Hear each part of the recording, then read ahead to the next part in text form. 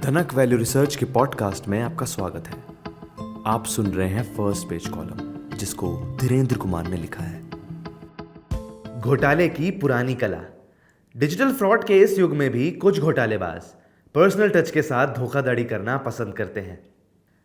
मंझी हुई और sophisticated digital scam के इस दौर में जहां ठग फोन स्क्रीन और वेब पेज पॉपअप के पीछे रहते हैं, वहीं बेमन से ही सही पर इस टॉरस ज्वेलरी घोटाले को उसके क्लासिक तरीके के लिए भी देखा जाना चाहिए। आज जब ज्यादातर साइबर क्रिमिनल अपने ऑटोमेटेड वॉइस मैसेज और फिशिंग टेक्निक को निखारने में लगे हैं, तब इन लोगों ने एक विशुद्ध पारंपरिक ठगी को अंजाम दिया है, जो कि असली दुकान खोलकर, असली गहने रखकर और पुराने जमाने की तरह आमने सामने बैठकर की गई ठगी। मुंबई में चलने वाली ये टॉरस स्कीम 1990 के दशक की एक क्लासिक ठगी लगती है। ये वैध लगने वाले बिजनेस जैसा था, जो मोइसाइनाइड पत्थरों में निवेश पर जबरदस्त रिटर्न का वादा करता था। ये 3 से 7% साप्ताहिक और 520% तक के सालाना रिटर्न की बात है।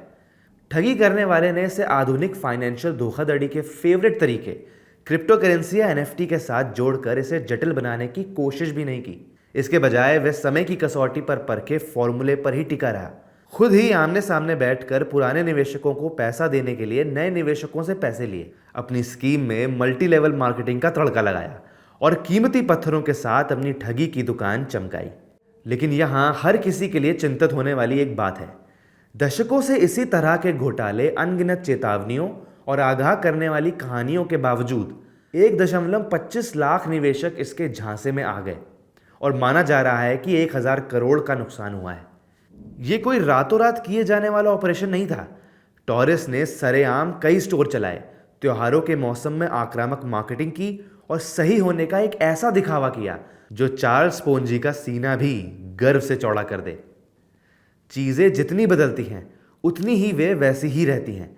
जैसा कि मैंने सीनियर सिटीजन को टारगेट करने वाले डिजिटल घोटालों के बारे में एक पिछले कॉलम में बताया था। धोखेबाज अपने तरीकों में तेजी से सोफिस्टिकेटेड होते जा रहे हैं। फिर भी टॉरस का ये मामला हमें याद दिलाता है कि मानव स्वभाव ही हमारे सबसे बड़ी कमजोरी है। चाहे वो किसी संदिग्ध कुरियर पैकेज को लेकर रिकॉर्ड किए संदेश के जवाब में अपने फोन पर एक दबाना हो, या अपनी बचत पर असंभव लगने वाले रिटर्न का वादा करने वाली स्कीमों में निवेश करना हो। जिस मूलभूत कमजोरी का शोषण किया जा रहा है वो एक ही है, हमारा शाश्वत आशावाद कि हम किसी तरह जल्दी अमीर बनने के दुर्लभ मौका गंवा रहे हैं।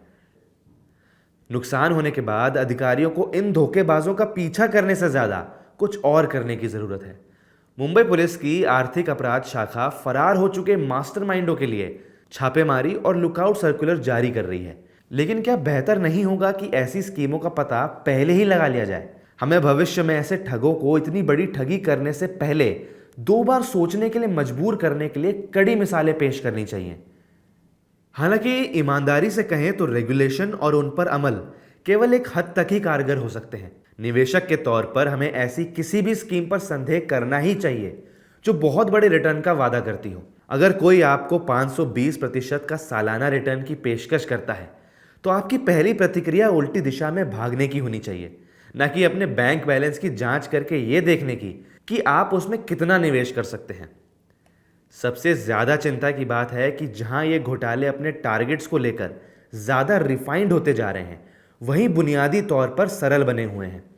मिसाल के तौर पर टॉरस स्कीम ने गहनों की खरीदारी के साथ त्योहारों के सीजन को जोड़कर चालाकी से फायदा उठाया। उन्हें समझ में आ गया कि लोग ऐसे बिजनेस पर ज्यादा भरोसा करते हैं जिसे वे देख और छू सकते हैं, खासतौर पर ऐसे बिजनेस जो पारंपरिक रूप से कीमती पत्थरों से जुड़ा हो। जैसा कि मैंने फाइनेंशियल ठगी पर चर्चा करते हुए पहले भी जोर दिया है कि ऐसे कामों का तरीका और उसे अंजाम देने का जरिया बदल सकता है, लेकिन बुनियादी सिद्धांत वही रहते हैं। चाहे वो आपके फोन पर कोई आवाज हो जो आपको कानूनी नोटिस से डराने की कोशिश कर रही हो, या कोई गहने का स्टोर जो असंभव रिटर्न देने का वादा कर रहा हो, सबसे अच्छा बचाव वही रहता है। संदेह की एक स्वस्थ खुराक और ये पहचानने की समझदारी कि मैं लंबे समय से क्या मानता आया हूं कि असली पूंजी खड़ी करने का तरीका आमतौर पर धीमा और स्थिरता के लिए होता है। टॉरस मामले को देखकर हमें याद करना चाहिए कि पैसों से जुड़े मामले में अगर कुछ बहुत ज्यादा चमक रहा है, तो शायद ये मूर्खों का सोना है। जहां हम निगरानी और एनफोर्समेंट सिस्टम के मजबूत होने का इंतजार कर रहे हैं, वहीं हमें यह याद रखना चाहिए कि सामान्य ज्ञान, डिजिटल या पारंपरिक धोखाधड़ी के खिलाफ बचाव की पहली लाइन है।